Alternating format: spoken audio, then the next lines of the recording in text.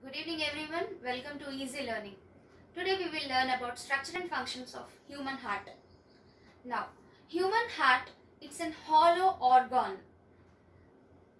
which is the double layered thin sac, transparent sac which is called pericardium. This double layered pericardium, the space between these two layers is filled with pericardial fluid. This pericardial fluid helps the heart from mechanical shocks. Now we will see the structure of the heart. So the heart is a four-chambered in humans. These four chambers, the upper two are called auricles, that is left auricle and the right auricle, and the lower two chambers are called ventricles, that is left ventricle and the right ventricle. Now we have blood vessels from the heart which will circulate the blood throughout the body, that is we have oxygenated blood and deoxygenated blood. Now when we see the structure of the heart, we have two auricles, upper two chambers are auricles and the lower two chambers are ventricles. Now these auricles and ventricles are divided by septums or valves. Those, when auricles are separated, that septum is called auricular septum. When ventricles are separated, we say ventricular septum. Right. So, or if auricle and ventricle, if it is separated, then the septum or the wall, it is called auriculoventricular septum. Now, in the same way, it will be in the right side as well as left side.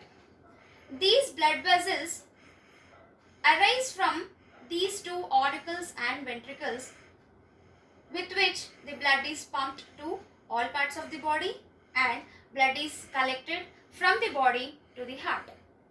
So we have different blood vessels, that is auricles,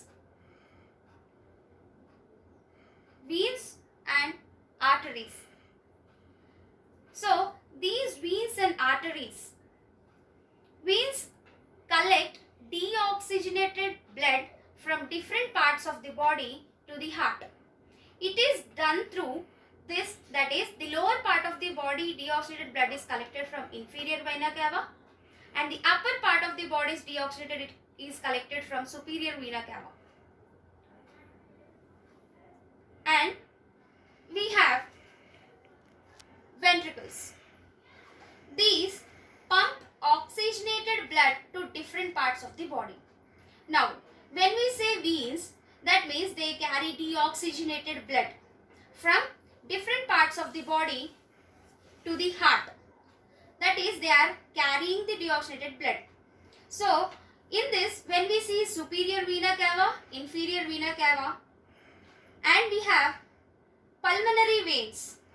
Those pulmonary veins which carry oxygenated blood from the lungs to the heart, and it is flowed in left ventricle.